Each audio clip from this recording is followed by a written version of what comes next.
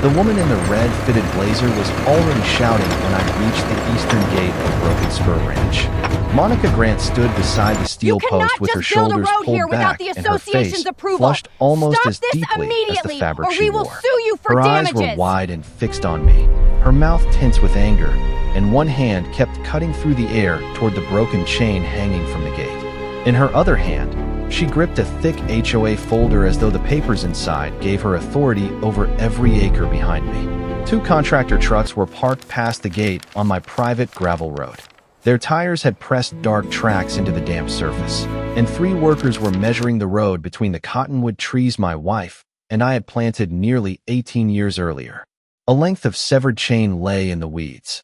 My padlock rested several feet away, its steel body split open by bolt cutters. Near the rear tire of the first truck, I noticed something worse. One of the old survey stakes had been pulled from the ground and tossed into the truck bed with scrap lumber. Monica marched toward me in black pointed-toe heels that had no business being on a muddy ranch road. She raised the folder above her shoulder, pointed at the driveway, and insisted that Cedar Ridge Estates possessed a 30-foot access easement through my property. According to her, the HOA had already approved improvements to the road, hired the contractor, and notified the homeowners that the route would soon become an emergency and maintenance entrance for the subdivision. I did not match her volume. I took out my phone and photographed the damaged lock, the cut chain, the trucks, the workers, the license plates, and the survey stake. Then I recorded the fresh tire marks leading past the gate. Monica continued talking as though my silence proved I was intimidated. Her gestures became sharper. She slapped the folder against the hood of one contractor truck and pointed toward my barn, making it clear that she expected the work to continue whether I agreed or not. The contractor, Ben Holloway, looked less certain. He kept glancing from Monica to the private property sign beside the gate. I asked him to remove his crews and equipment until he could show me a recorded document authorizing entry. He did not argue. Monica did enough of that for everyone. What caught my attention was not her anger. It was the first page visible inside her folder. The document carried the words, Access Easement Exhibit, but the recording reference printed near the bottom looked incomplete. I had reviewed enough road plans during my years in county maintenance to recognize how recorded instruments were normally identified. This one had a book number, a page number, and a parcel reference that did not appear to belong together. I photographed that page before Monica pulled the folder against her chest. Then I called the sheriff's non-emergency line, reported the property damage, and told the workers they were no longer permitted to remain on my land. I still did not know whether Monica had misunderstood an old map, relied on bad legal advice, or deliberately pushed ahead without authority. But I knew one thing before the first truck backed through my gate. The paper she was waving did not look like proof. It looked like the beginning of a much larger mistake. I bought Broken Spur Ranch 18 years before Monica Grant appeared at my gate with contractors and a folder full of claims. Back then, the property was 142 acres of tired pasture, leaning fences, an aging barn, and a narrow gravel road that washed out every spring. My wife, Ellen, saw more in it than I did. She stood beside the eastern gate on the afternoon we signed the papers and said the place felt like somewhere a person could finally stop moving. I was 39 then and still working as a road maintenance supervisor for the county. My days were spent inspecting drainage ditches, damaged shoulders, culverts, access routes, and construction records. I was not a surveyor or a lawyer, but I learned that roads were rarely as simple as they looked. A track worn into the ground did not automatically create a public right. A line on a planning map did not always survive into the final recorded documents. The paperwork mattered because ownership, maintenance responsibility, and legal access could change within a few feet. Ellen and I used nearly all our savings for the down payment. We spent the next decade repairing the barn, replacing fence posts, restoring the well, and turning the neglected pasture into a small cattle operation that could support itself. The ranch never made us wealthy. It gave us something steadier than that. It gave us work we understood and a place that belonged to us because we had paid for it, cared for it, and carried its debts through every bad season. The private road entered through the eastern steel gate, followed the lower pasture, and ran almost 3/4 of a mile toward the barn. Ellen planted cottonwood saplings along its western shoulder during our second year on the property. Most were thin enough to bend in one hand when she put them into the ground. By the time Monica's contractors arrived, those trees stood above the power lines and cast long bands of shade across the gravel every afternoon. After Ellen died from cancer, the road became one of the parts of the ranch I guarded most carefully. Every stretch of it held some reminder of the life we had built. There was the low spot where her old pickup once became stuck during a thunderstorm, the widened turn near the barn where our daughter learned to reverse a horse trailer, and the small stone marker beside the third cottonwood where Ellen used to leave a bucket while watering the young trees. The gate was not there for decoration. Behind it were cattle, fuel tanks, farm equipment, irrigation lines, and sections of pasture where an open entrance could cause serious problems. Delivery drivers called before entering. Veterinarians had the code when in. Animal needed treatment. My daughter had her own key. Nobody else had an unrestricted right to pass through. Cedar Ridge Estates did not exist when we bought the ranch. The subdivision appeared 12 years later on land bordering my eastern fence. At first, the development caused few problems. Its main entrance connected directly to a county road, and a landscaped buffer separated the nearest houses from my pasture. Most residents understood that the ranch had been there first. During a grass fire 3 summers earlier, emergency crews had asked to cross my property because smoke had blocked part of the subdivision entrance. I opened the gate and guided 2 fire engines along the gravel road. It was a temporary decision made during an emergency, not an agreement giving the HOA permanent use. No payment changed hands, no document was signed, and nobody suggested that the favor altered my deed. Monica became HOA president the following year. She was organized, forceful, and skilled at convincing homeowners that every problem required immediate board action. Traffic near the Cedar Ridge entrance had increased, landscaping trucks often blocked the narrow turn, and residents complained that emergency access depended on a single road. From Monica's perspective, my ranch road offered a convenient answer. It connected the rear edge of the subdivision to another county route without requiring the HOA to purchase new land. Her first email had sounded professional.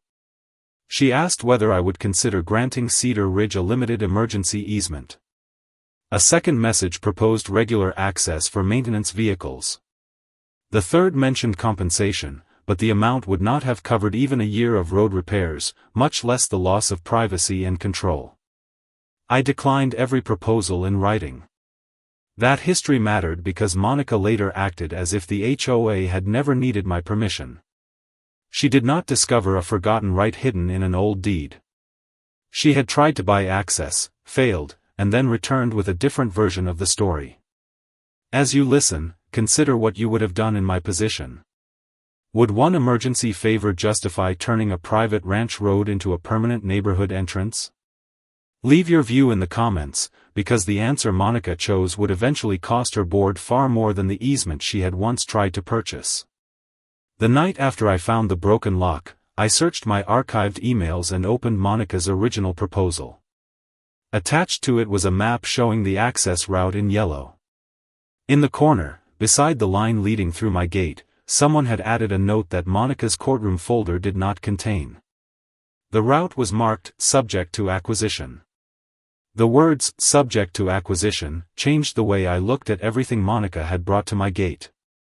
They did not prove fraud by themselves, but they proved that the HOA had once understood a basic fact: the route through Broken Spur Ranch did not already belong to Cedar Ridge Estates.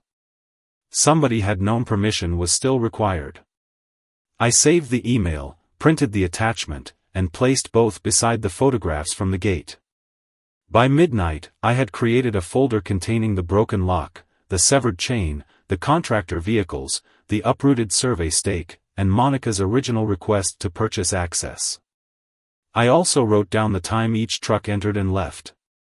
Years of county maintenance work had taught me that memory became less reliable every time a dispute grew more emotional. A dated record did not.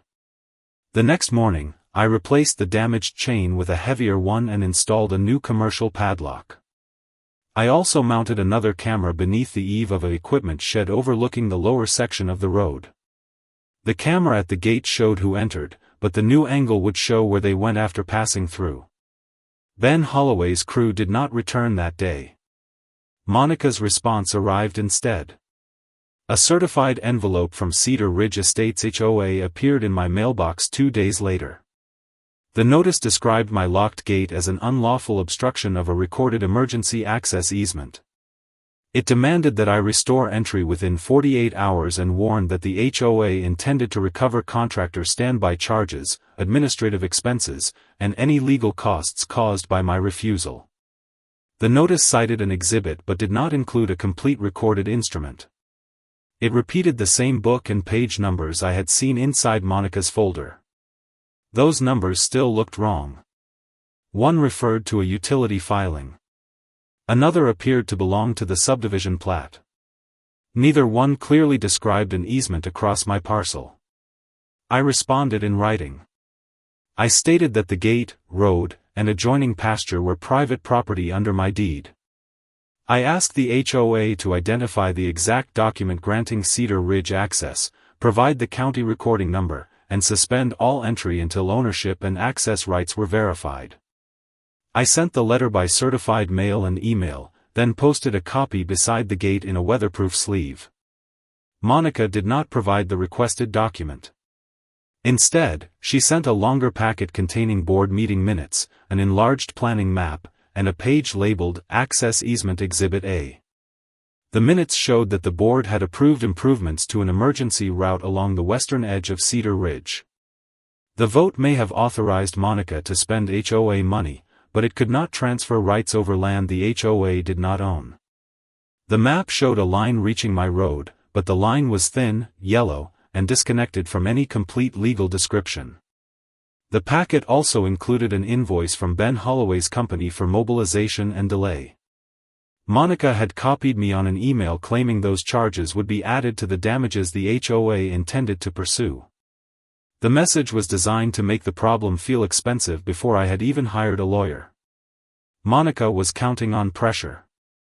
She had more than 100 homeowners behind her, a board budget, and a management company that sent official-looking letters. I had cattle to feed, fences to repair, and no interest in spending my savings inside a courtroom. That calculation might have worked if she had stopped there. 3 mornings later, the gate camera sent an alert to my phone while I was checking a water trough near the north pasture. A white utility truck had stopped outside the locked gate. Behind it was a flatbed carrying lumber, metal posts, and a large rectangular sign. By the time I reached the eastern road, 2 workers were setting the sign beside my fence. It read, Cedar Ridge Emergency Access, in reflective lettering. They had not crossed the locked gate, but they had dug post holes on the narrow strip of my property between the gravel shoulder and the fence line. I photographed the work and asked to see their authorization. One worker showed me a printed instruction sheet bearing the HOA logo and Monica's signature. The document directed the crew to install access signage and prepare the roadside for gravel improvements. The workers stopped when I showed them my deed map and informed them that the location was disputed private property. They called Ben, loaded their tools, and left the unfinished holes behind. The sign remained on the flatbed. That afternoon, however, a dump truck arrived from the opposite direction. The driver accessed the rear edge of Cedar Ridge through the subdivision and released several tons of gravel near the point where the HOA's proposed route met my fence. Most of the load fell on HOA land, but part of it spilled across the marked boundary and covered a drainage swale I maintained to keep stormwater away from the lower pasture. The camera on the equipment shed captured the truck, the company name, and the exact time the gravel was dumped. I also photographed the buried swale and placed temporary stakes around the spill. Monica later described the gravel as routine maintenance to an existing access route. There had never been a maintained route at that location. There had been grass, a drainage channel, and my fence. I sent another notice revoking any temporary permission the HOA might claim from the grass fire emergency 3 years earlier. I stated that no HOA vehicle, resident, contractor, or agent had permission to enter Broken Spur Ranch. I also warned that the disturbed drainage area needed to be restored before the next major rain. The next storm arrived before the HOA responded. Rain began before dawn and continued through most of the morning. By 9, water was moving down the hillsides and gathering along the eastern boundary. Because the gravel had partially blocked the drainage swale, runoff spread across the shoulder of my private road and softened the surface near the gate. At 10:17, the gate camera recorded a landscaping truck entering behind a Cedar Ridge maintenance vehicle. The chain was no longer secured around the steel post. Somebody had removed the clevis pin from the gate hinge assembly and swung the entire gate inward without cutting the new lock. 3 more landscaping vehicles followed. Their drivers used my road to avoid standing water near the main Cedar Ridge entrance. Heavy tires pushed through the softened gravel, carving ruts several inches deep. One truck accelerated near the lower pasture and startled a group of yearling cattle gathered beside the fence. The animals broke toward the barn, forcing me to abandon the road and move them away from an open equipment area. By the time I returned, the vehicles were gone. The road was not. Deep tracks ran from the eastern gate to the first bend. Mud covered the shoulder where Ellen's cottonwood stood. One young cow had scraped its hind leg against a fence brace during the panic, and a section of irrigation pipe had been crushed where a truck left the gravel. The cameras had captured all of it. They showed the maintenance vehicle stopping at the gate. They showed a man removing the hinge pin. They showed the landscaping convoy entering my property. The second camera showed the trucks passing the barn road, and its audio recorded engines accelerating near the cattle. Monica emailed me that evening. She claimed Cedar Ridge had exercised an existing emergency access right because stormwater had made the subdivision entrance temporarily unsafe. She also stated that the HOA would not accept responsibility for damage on a route it believed it was legally entitled to use. Her confidence no longer surprised me. What surprised me was the attachment. It was a PDF copy of the document she called the recorded easement. I downloaded the file, preserved the original email, and checked the document properties before printing it. The visible page looked aged and had a faded county stamp near the top, but the embedded file information told a different story. The PDF had been created 3 months earlier. That was nearly 15 years after the subdivision plat had supposedly granted Cedar Ridge permanent access through my ranch.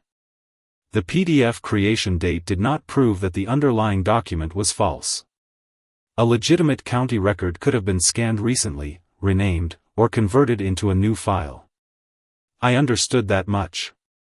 What mattered was whether the image inside the PDF matched a document that had actually been recorded against my property. I preserved the original attachment instead of working from a printed copy. I saved Monica's email in its native format, created 2 backup copies, and recorded the date, time, file name, and metadata in the timeline I had started after the lock was cut. Then I reviewed every camera clip from the first contractor visit through the Storm Day convoy. I labeled each file by date and location, copied the footage to an external drive, and stored another copy away from the ranch. The evidence was beginning to form a pattern, but it still needed context. A video could show a truck entering my road. It could not establish the legal boundary by itself. An email could show what Monica claimed. It could not determine what rights the HOA actually possessed. For that, I needed the recorded history of both properties. I started with the closing file from when Ellen and I purchased the ranch. The deed described the 142-acre parcel through a series of bearings, distances, and monument references. The title policy listed several exceptions, including utility rights, a drainage agreement near the western field, and an old agricultural access arrangement that affected a different portion of the ranch. Nothing in the policy granted Cedar Ridge Estates access through the eastern gate. The original survey showed the same thing. The private road sat entirely inside our parcel, curving away from the eastern boundary before continuing toward the barn. The nearest recorded easement crossed farther north and served an electrical transmission line. It did not follow the road, reach the subdivision, or authorize general vehicle traffic. I took the deed, survey, title policy, Monica's PDF, and the yellow access map to the county recorder's office. I requested the complete index for my parcel and the adjoining Cedar Ridge development. The clerk helped me locate the recorded subdivision plat, amendments, utility documents, road dedications, and property transfers associated with the development. The book and page numbers Monica had cited did exist, but they did not create the right she claimed. One number led to the final Cedar Ridge subdivision plat. Another led to the electrical utility easement that crossed near the ranch boundary. The parcel reference printed on her exhibit pointed to a strip of land owned by the utility company, not to my gravel road. The final subdivision plat included an emergency access concept inside Cedar Ridge, but the line stopped at the subdivision boundary. It did not continue through Broken Spur Ranch. A note directed the developer to obtain any off-site rights separately before constructing an external connection. That requirement matched the language I had found in Monica's earlier proposal. The route had always been subject to acquisition. The camera on the equipment shed captured the truck, the company name, and the exact time the gravel was dumped. I also photographed the buried swale and placed temporary stakes around the spill. Monica later described the gravel as routine maintenance to an existing access route. There had never been a maintained route at that location. There had been grass, a drainage channel, and my fence. I sent another notice revoking any temporary permission the HOA might claim from the grass fire emergency 3 years earlier. I stated that no HOA vehicle, resident, contractor, or agent had permission to enter Broken Spur Ranch. I also warned that the disturbed drainage area needed to be restored before the next major rain. The next storm arrived before the HOA responded. Rain began before dawn and continued through most of the morning. By 9, water was moving down the hillsides and gathering along the eastern boundary. Because the gravel had partially blocked the drainage swale, runoff spread across the shoulder of my private road and softened the surface near the gate. At 10:17, the gate camera recorded a landscaping truck entering behind a Cedar Ridge maintenance vehicle. The chain was no longer secured around the steel post. Somebody had removed the clevis pin from the gate hinge assembly and swung the entire gate inward without cutting the new lock. 3 more landscaping vehicles followed. Their drivers used my road to avoid standing water near the main Cedar Ridge entrance. Heavy tires pushed through the softened gravel, carving ruts several inches deep. One truck accelerated near the lower pasture and startled a group of yearling cattle gathered beside the fence.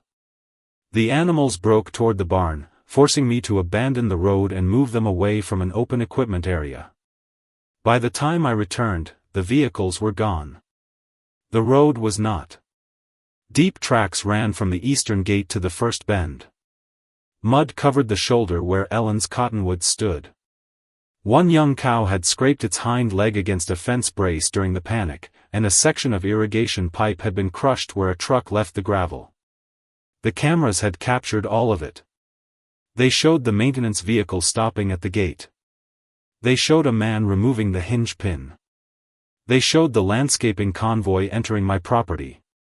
The second camera showed the trucks passing the barn road, and its audio recorded engines accelerating near the cattle.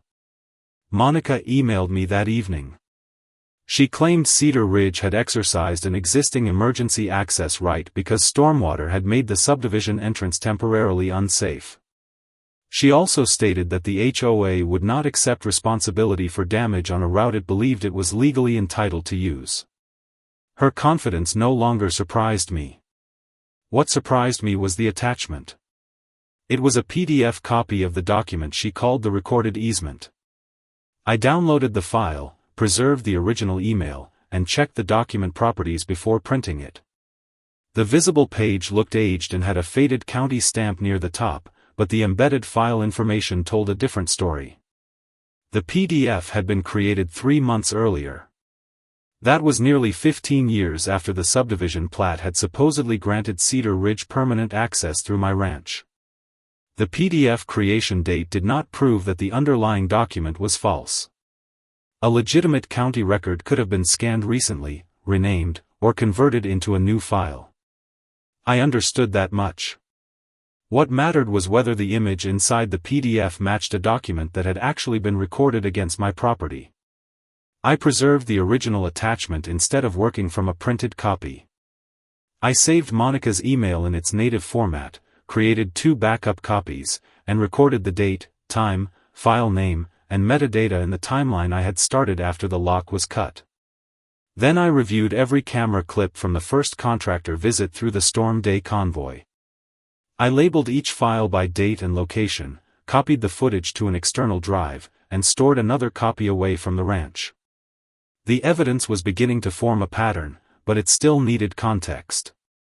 A video could show a truck entering my road. It could not establish the legal boundary by itself. An email could show what Monica claimed. It could not determine what rights the HOA actually possessed. For that, I needed the recorded history of both properties. I started with the closing file from when Ellen and I purchased the ranch. The deed described the 142-acre parcel through a series of bearings, distances, and monument references. The title policy listed several exceptions, including utility rights, a drainage agreement near the western field, and an old agricultural access arrangement that affected a different portion of the ranch. Nothing in the policy granted Cedar Ridge Estates access through the eastern gate. The original survey showed the same thing. The private road sat entirely inside our parcel, curving away from the eastern boundary before continuing toward the barn. The nearest recorded easement crossed farther north and served an electrical transmission line. It did not follow the road, reach the subdivision, or authorize general vehicle traffic. I took the deed, survey, title policy, Monica's PDF, and the yellow access map to the county recorder's office. I requested the complete index for my parcel and the adjoining Cedar Ridge development. The clerk helped me locate the recorded subdivision plat, amendments, utility documents, road dedications, and property transfers associated with the development. The book and page numbers Monica had cited did exist, but they did not create the right she claimed. One number led to the final Cedar Ridge subdivision plat. Another led to the electrical utility easement that crossed near the ranch boundary. The parcel reference printed on her exhibit pointed to a strip of land owned by the utility company, not to my gravel road. The final subdivision plat included an emergency access concept inside Cedar Ridge, but the line stopped at the subdivision boundary. It did not continue through Broken Spur Ranch. A note directed the developer to obtain any off-site rights separately before constructing an external connection. That requirement matched the language I had found in Monica's earlier proposal. The route had always been subject to acquisition. The clerk also located a preliminary development plan filed during the county review process. That drawing contained the yellow line Monica had enlarged and shown to the board. It passed through the area where my road was located, but the document was marked as preliminary and carried a notation stating that off-site access depended on owner approval. It was a planning concept, not a transfer of property rights. I ordered certified copies of the relevant records. Before leaving, I asked whether the page Monica called Access Easement Exhibit A appeared anywhere in the index.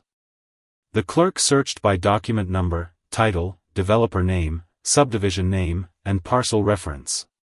Nothing matched it. That did not automatically mean the page had been invented. It could have been an unrecorded draft, an attachment removed from another filing, or a document prepared for a transaction that never closed. But an unrecorded proposal was not the same thing as a recorded easement binding my land. The boundary still needed to be physically confirmed. I contacted Daniel Ruiz, a licensed surveyor who had worked on agricultural parcels throughout the county for more than 20 years.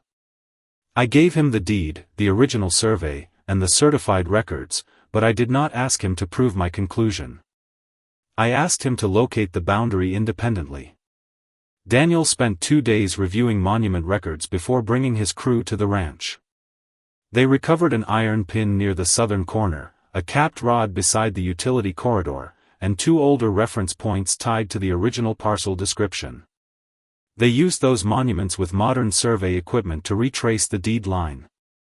Monica arrived during the second afternoon. Her red blazer was visible beyond the pasture before she reached us. She crossed the uneven ground in black heels, gripping her HOA folder against her side. Her expression tightened when she saw the orange stakes Daniel's crew had placed near the eastern boundary.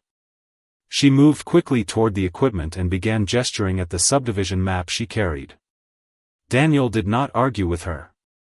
He explained that he had been retained to retrace a recorded deed and would issue his conclusions only after checking the field measurements against the county documents. Monica's certainty had no effect on the instrument, the monuments, or the calculations. The preliminary stake line placed the steel gate, the drainage swale, and the entire traveled portion of the ranch road inside my property. In several areas, the road sat more than 40 feet from the subdivision boundary. The gravel dumped after the attempted sign installation crossed onto my parcel, but Cedar Ridge's supposed 30-foot access corridor did not appear on any recorded document Daniel had examined. When Monica left, she carried the folder more tightly than before. Her anger had not disappeared, but something in her posture had changed. For the first time, she had seen a professional place physical markers in the ground that did not follow the line on her map. Daniel's final survey arrived 9 days later. It confirmed the boundary and included an overlay comparing the deed line, the utility easement, the final subdivision plat, and the preliminary access proposal. The 4 lines were visibly different. The HOA had treated them as though they described the same right. I then hired Sarah Whitmore, an attorney with experience in rural property and easement disputes. She reviewed the survey, county records, footage, letters, and damage estimates. The road repair company calculated that restoring the ruts, drainage swale, and crushed shoulder would cost more than $11,000. Replacement of the gate hardware, damaged irrigation pipe, and survey monument added several thousand more. Sarah sent the HOA and Ben Holloway's company a formal cease and desist notice. It demanded that they stop entering the ranch, preserve all communications and work orders, identify the exact instrument they relied upon, and disclose any insurance policies that might cover the damage. It also warned them not to remove stakes, alter the road, or destroy electronic records. The HOA's attorney responded with a request for additional time. 2 weeks later, the board produced another package of documents. Most were copies of material we already possessed. One item was different. It was an email written 14 months before Monica cut my lock. The sender was the HOA's previous attorney. The message reviewed the preliminary plan, the utility easement, and the emergency access used during the grass fire. Its conclusion was careful but unmistakable. Cedar Ridge did not possess a recorded right to use Broken Spur Ranch. The attorney had recommended negotiating a purchase before any construction, signage, or regular vehicle access occurred. Monica had received the warning, forwarded it to 2 board members, and later approved Ben's work anyway. The dispute was no longer about whether Monica had misunderstood an old map. The records showed that she had been told exactly what the map did not give her. Sarah read the former HOA attorney's email twice before placing it beside Daniel's survey overlay. The 2 documents came from different sources, but together they exposed the same problem. Cedar Ridge had never acquired a recorded easement through Broken Spur Ranch, and Monica had been warned of that fact more than a year before she ordered Ben Holloway's crew to enter my property. The HOA had tried to create one right out of 3 unrelated pieces of paper. The first was the preliminary subdivision plan. It showed a proposed connection between Cedar Ridge and the road inside my ranch, but the route was marked as dependent on future acquisition. The drawing had been used during the planning process to show what the developer hoped to build. It did not prove that the developer had purchased the necessary land rights, and it did not transfer any interest in my property. The second document was the utility easement. That recorded instrument allowed an electrical company to reach its lines along a narrow corridor near the eastern boundary. It did not name the HOA. It did not permit residents, landscapers, contractors, or maintenance vehicles to travel on my road. It did not authorize gravel work, signs, road expansion, or emergency access for the subdivision. The third piece was the grass fire incident. I had opened the gate because firefighters needed a safer route through heavy smoke. That single act had been temporary, voluntary, and limited to an emergency. It did not give Cedar Ridge permanent control of the road any more than allowing an ambulance across a driveway would transfer ownership of the driveway. Monica's folder blended those three facts into one confident claim. The yellow line from the preliminary map made the route look official. The recording information from the utility document made the exhibit look legally filed. The history of emergency use made the story sound practical. But none of those elements created a valid easement across my parcel. The page called Access Easement Exhibit A was not a recorded grant. Sarah traced its formatting to a draft attachment created during the developer's early negotiations. It had been prepared for a possible transaction that was never completed. The faded stamp visible in Monica's PDF had come from the subdivision plat page placed behind it during scanning. When the document was copied and converted, the images overlapped enough to make the exhibit appear officially recorded.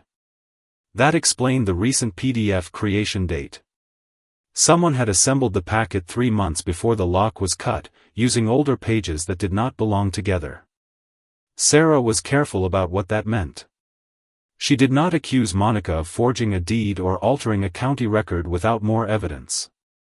The assembled file might have been created by a management employee who misunderstood the documents. It might have been prepared for an internal presentation and later treated as authoritative. But Monica had received legal advice stating that no easement existed, and she had continued telling contractors and homeowners that the route was recorded. That difference mattered. A mistake could explain the first email.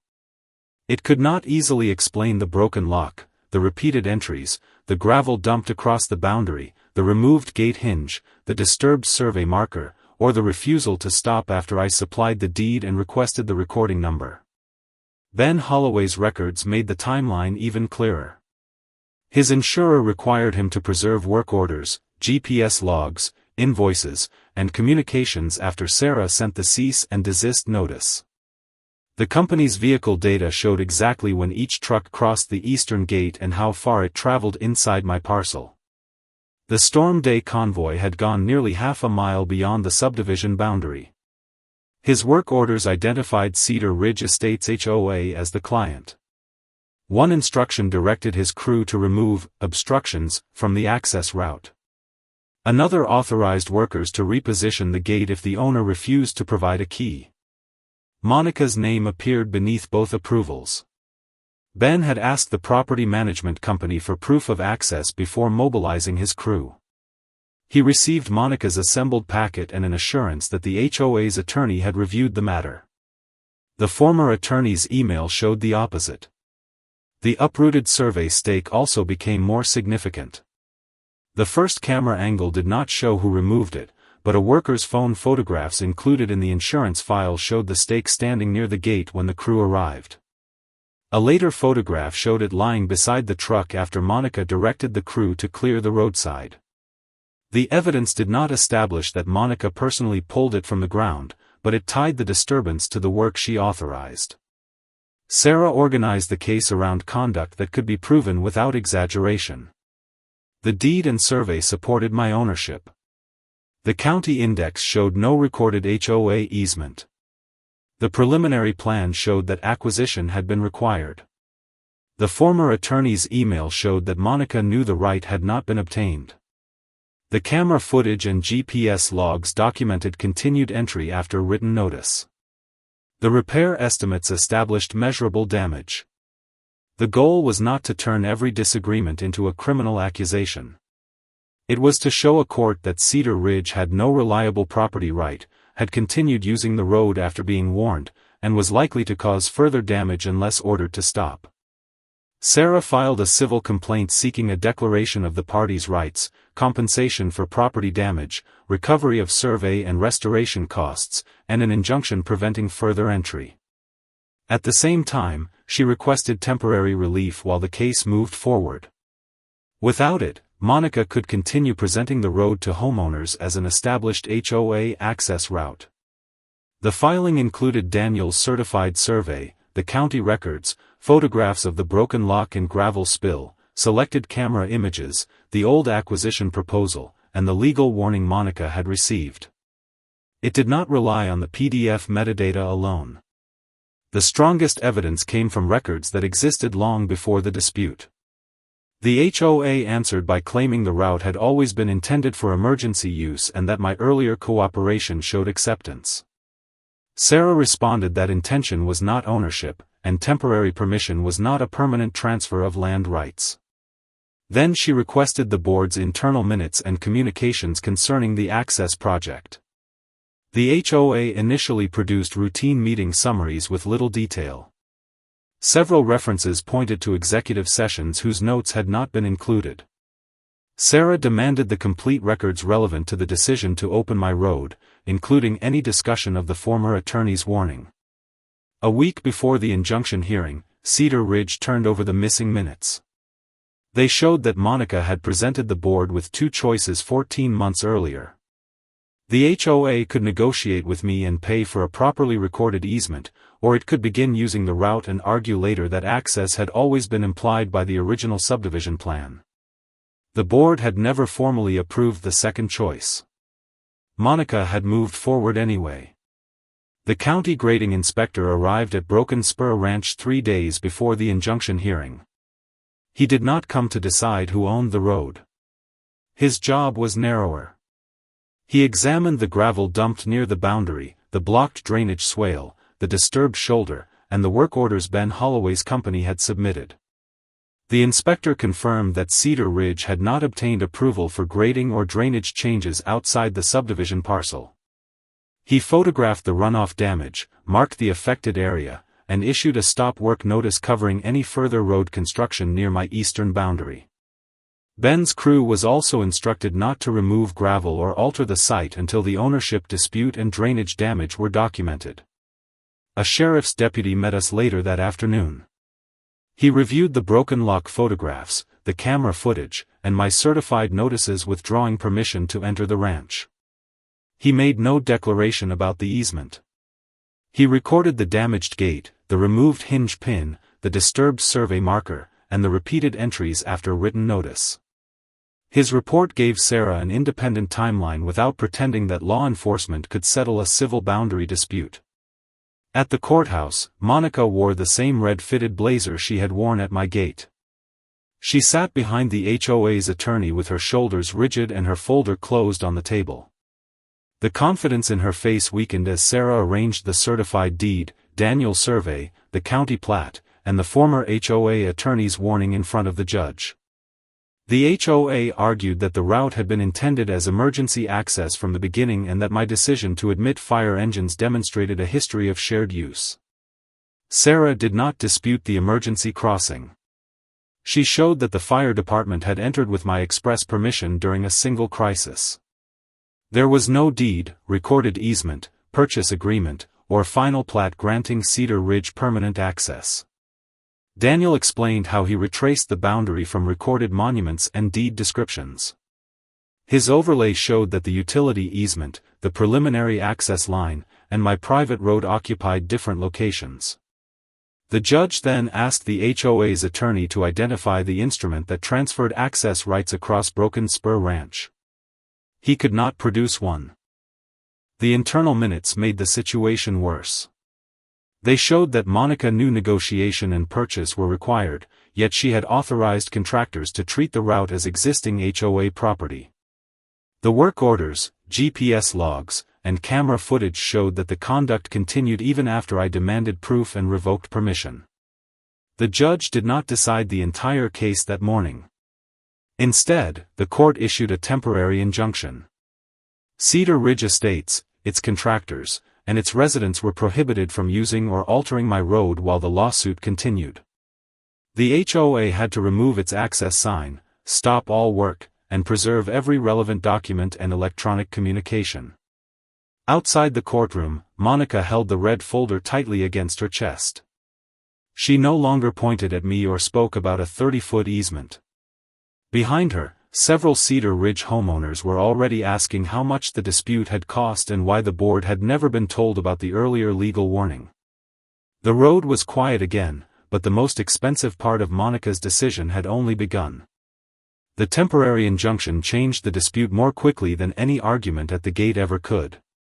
Cedar Ridge could no longer use my road while claiming the legal issues would be sorted out later. Every vehicle had to return to the subdivision's main entrance, and every homeowner now knew that the board had spent association money on a route it did not control. The HOA's insurance carrier reviewed the work orders, Monica's emails, the former attorney's warning, and the minutes that had never been presented to the full board. Ben Holloway's insurer examined the GPS logs and the property damage caused by his crews.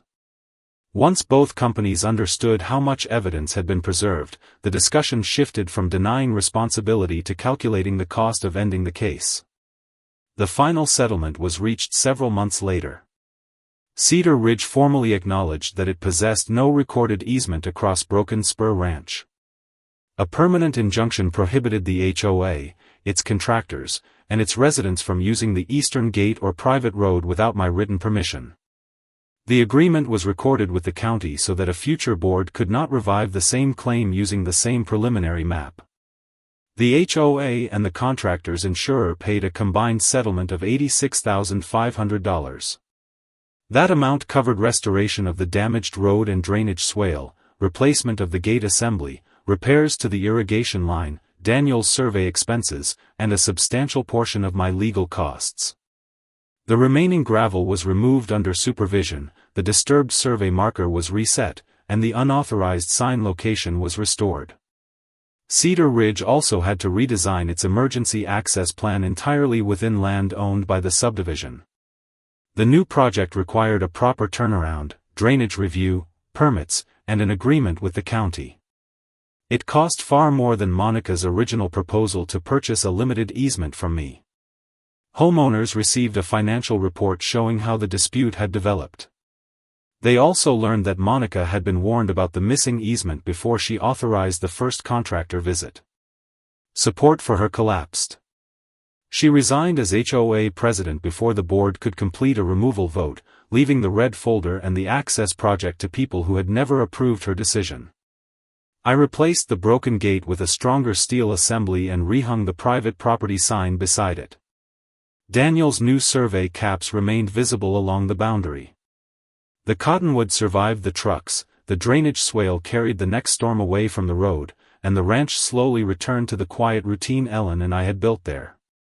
I did not win because I shouted louder than Monica.